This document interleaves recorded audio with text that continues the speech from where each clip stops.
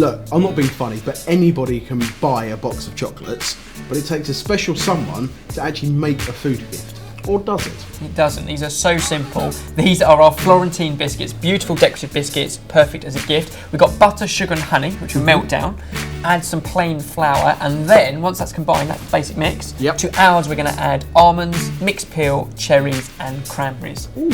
Delicious. To start off with though, we take our butter, we're going to melt that down with some sugar and some honey. Okay. Now you can do that just in a pan or in a bowl over some water or in a microwave or or with your hands. You can have one we've already done for you. There we go. Oh, look at that. So butter, sugar and honey already melted down. The whole point is you want to dissolve the sugar. So give it a stir.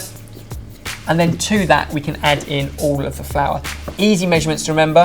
75 grams and a squeeze of honey. Oh, that is easy.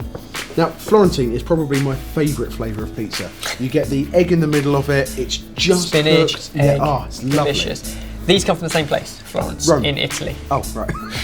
You're an idiot. But they are beautiful. I've made them before as little petit fours, really small, so after dinner, just a quick morsel. These ones are going to be slightly bigger, so we can wrap them up as a nice gift.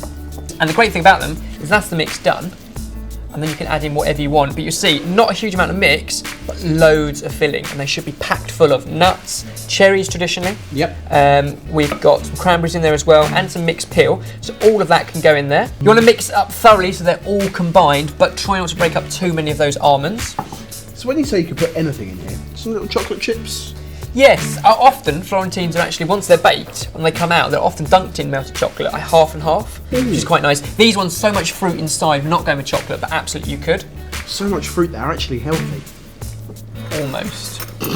They're delicious food gifts, that's what's important.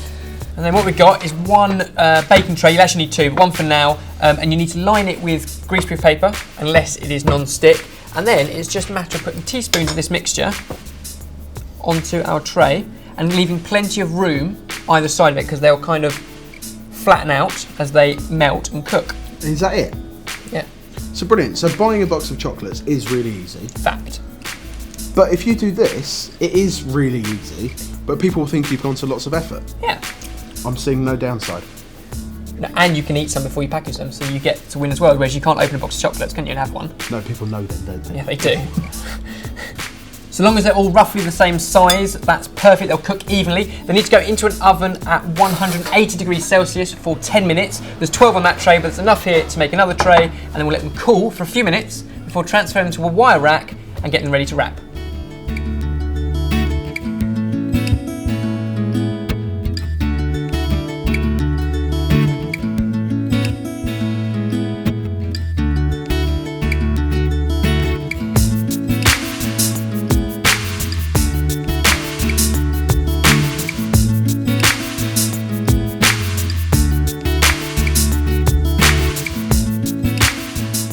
There we go, delicious, chewy, crunchy Florentines. If you're going to give them away as a gift, put them into an airtight container or wrap up in cellophane so they stay nice and fresh, and they'll keep fresh for up to a week. Which means that you can eat them for yourself, or you can give them away as a gift to somebody else, or even get somebody to give them to you as a gift by clicking on the link below.